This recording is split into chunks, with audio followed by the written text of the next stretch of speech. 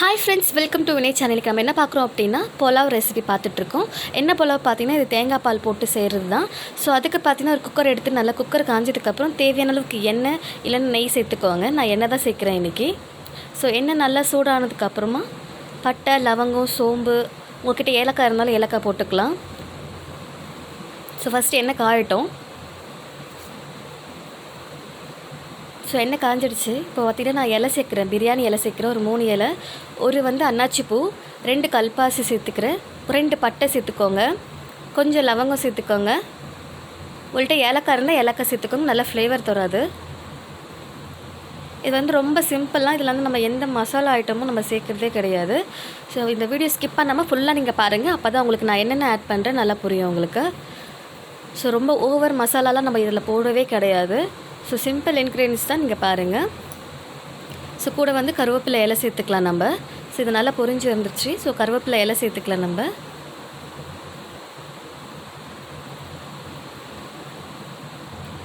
இப்போ வெங்காயம் சேர்த்துக்கலாம் நம்ம. ஸோ என்னென்ன வெஜிடபிள் பாருங்கள். வெங்காயம், தென் பார்த்தீங்கன்னா கேரட்டு, பீன்ஸு, கேப்சிகம் இதுதான் நான் சேர்க்குறேன். கூட பார்த்தீங்கன்னா பச்சை பட்டாணி சேர்த்துக்கிறேன் நான். உங்கள்கிட்ட என்ன வெஜிடபிள் இருக்கோ அதை நீங்கள் சேர்த்துக்கலாம். வெறும் கேரட், கேப்சிகம் அந்த மாதிரியும் சேர்த்துக்கலாம். இல்லை கேப்சிகம் இல்லைன்னா வெறும் கேரட், பீன்ஸ், பட்டாணி அதுவும் சேர்த்துக்கலாம். ஸோ நம்மளோட இஷ்டம் தான், நம்ம என்ன வெஜிடபிள் வேணால் சேர்த்துக்கலாம் இது. ஸோ வெங்காயம் நான் ஆட் பண்ணிக்கிறேன்.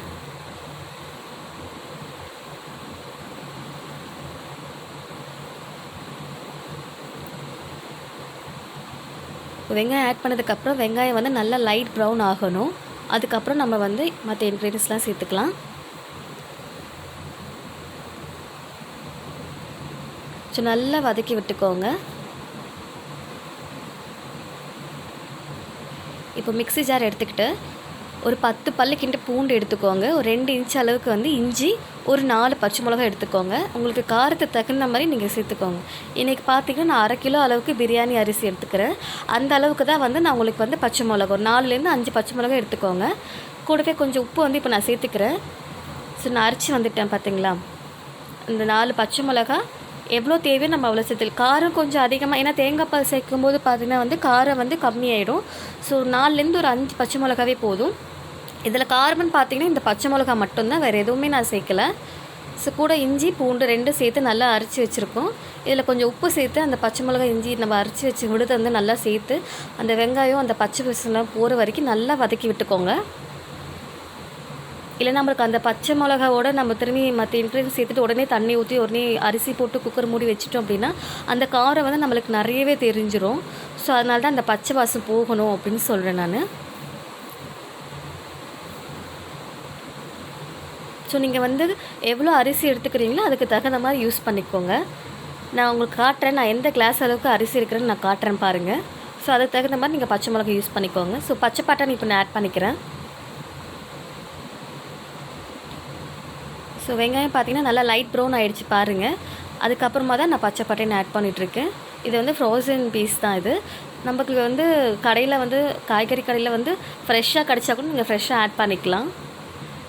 ஸோ இதுவும் கொஞ்சம் ஃப்ரெஷ்ஷாகவே தான் இருக்கும் நம்மளுக்கு. பட் இன்னும் ஃப்ரெஷ்ஷானா நம்மளுக்கு அந்த பட்டாணி உரிச்சி எடுப்போம் பார்த்திங்கன்னா அந்த மாதிரி இருந்தால் இன்னும் பெஸ்ட்டாக இருக்கும்.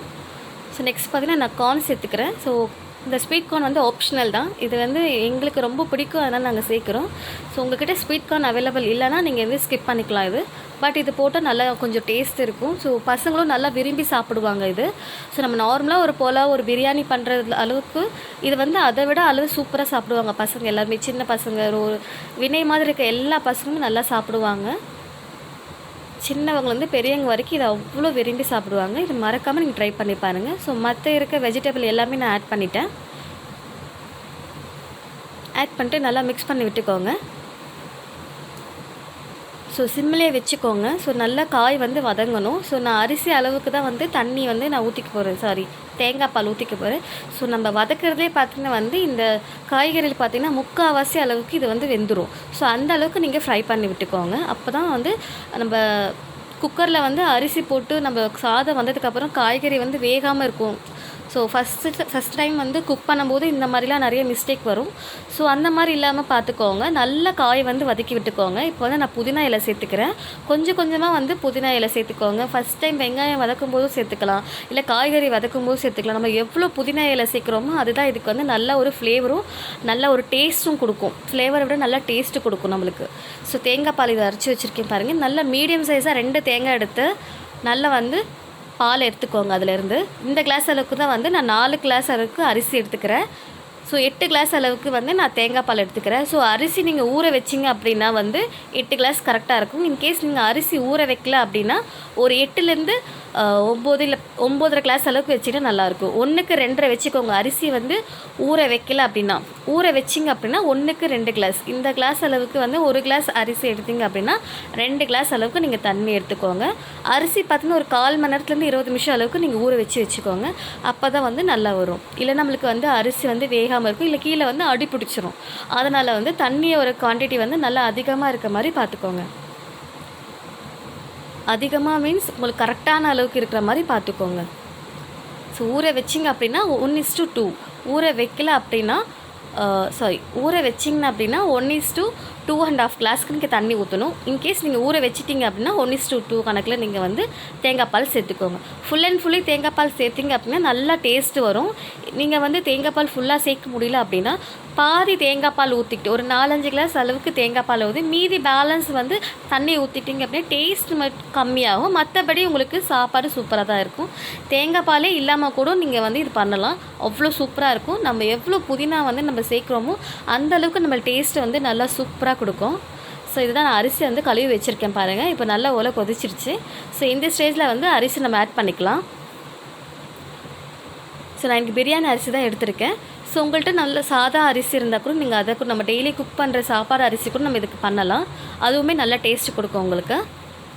ஸோ நம்ம ஒரு நாள் வந்து நம்ம சாப்பிட்ற அரிசிலே வந்து நம்ம வந்து செஞ்சு காட்டலாம், பிரியாணி அரிசி இல்லாமல். இதை மில்லட் அரிசியில் கூட நம்ம செஞ்சுக்கலாம். இந்த வரகு அரிசி, தினை அரிசி அந்த மாதிரி அரிசியில் கூட நம்ம இதை வந்து இது சேர்ந்து சாப்பிட்லாம். சூப்பராகவே இருக்கும். ஸோ பேலன்ஸ் இருக்க கொத்தமல்லி புதினா வந்து நம்ம சேர்த்துக்கிறோம். ஏன்னா நான் ஆல்ரெடி சொன்ன மாதிரி இதுக்கு முழுக்க புதினா தான் நம்மளுக்கு டேஸ்ட் கொடுக்கும். ஸோ நீங்களே பார்த்தீங்க, வேறு எந்த மசாலா, எந்த சில்லி பவுடர், கரம் மசாலா எதுவுமே நான் சேர்க்கல, பெப்பர் பவுடர் எதுவுமே நான் சேர்க்கல. நம்ம ஆல்ரெடி எடுத்துருக்க அந்த 5 பச்சை மிளகா தான் உங்களுக்கு வந்து இதில் காரமே கொடுக்கும். மற்றபடி வேறு எதுவுமே வந்து உங்களுக்கு கொடுக்காது. நீங்கள் அரைச்சி சேர்க்குறத விட வந்து அப்படியே வதக்கி கூட செஞ்சுக்கலாம். ஏன்னா அரைச்சினா உங்களுக்கு காரம் வந்து அதிகமாக இருக்க கூட ஃபீல் பண்ணுவீங்க. ஸோ இதில் வந்து காரம் அதிகமாகவே இருக்காது. ஏன்னா நாங்கள் தேங்காய் பால் சேர்க்குறதுனால வந்து அந்த பச்சை மிளகோட காரம் வந்து இது வந்து உங்களுக்கு கம்மியாக தான் தெரியும். கரெக்டான காரம், கரெக்டான உப்பு போட்டுக்கோங்க. லாஸ்ட்டாக வந்து ஒரு வாட்டி செக் பண்ணி பார்த்துக்கோங்க, உப்பு காரெல்லாம் உங்களுக்கு கரெக்டாக இருக்கா அப்படின்னு சொல்லிவிட்டு குக்கர் மூடுறதுக்கு முன்னாடி செக் பண்ணி பார்த்துக்கோங்க.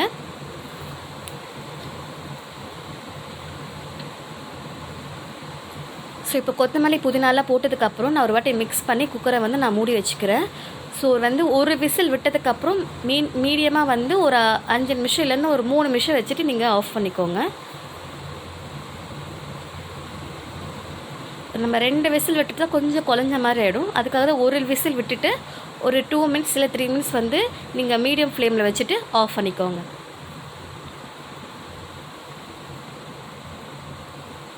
ஸோ குக்கர் மூடி வச்சாச்சு, வெயிட் பண்ணுங்கள். விசில் வந்து நம்ம ஆஃப் பண்ணி சாதம் எப்படி வந்திருக்கு நம்ம பார்க்கலாம். இது ரொம்ப டேஸ்ட்டாக இருக்கும். இது நீங்கள் கண்டிப்பாக ட்ரை பண்ணி பாருங்கள். மறக்காமல் எப்படி இருக்குதுன்னு சொல்லிட்டு கமெண்ட் பாக்ஸில் கமெண்ட் பண்ணுங்கள். ஸோ விசில் வந்துடுச்சு. மினிமம் ஃப்ளேமில் வச்சுட்டு நம்ம ஆஃப் பண்ணிக்கலாம். ரொம்ப சிம்மில் வைக்கக்கூடாது, மீடியம் ஃப்ளேமில் வச்சாலே போதும். இல்லை நம்மளுக்கு வந்து தீஞ்சிரும், அதுக்காக சொல்கிறேன் நான். ஸோ தண்ணியோட அளவு கரெக்டாக இருந்துச்சுன்னா நமக்கு தீயவோ இல்லை கொலையவோ எதுவுமே இருக்காது. நல்லா கரெக்டான பக்குவத்தில் வரும். ஸோ நம்ம பார்க்கலாம் வாங்க. இப்போது விசில் பார்த்திங்கன்னா வந்து ஃப்ளேம் போயிடுச்சு பாருங்கள். ஸோ திறந்து பார்த்துக்கலாம் நம்ம. பாருங்கள், சூப்பரான தேங்காய் பால் வந்து புலாவ் ரெடி ஆகிடுச்சு. அவ்வளோ சூப்பராக இருக்கும். நீங்கள் மறக்காமல் ட்ரை பண்ணி பார்த்துட்டு எனக்கு கமெண்ட் பண்ணுங்கள். பாருங்கள் எவ்வளோ உதிரி உதிரியாக சூப்பராக வந்திருக்கு பாருங்கள்.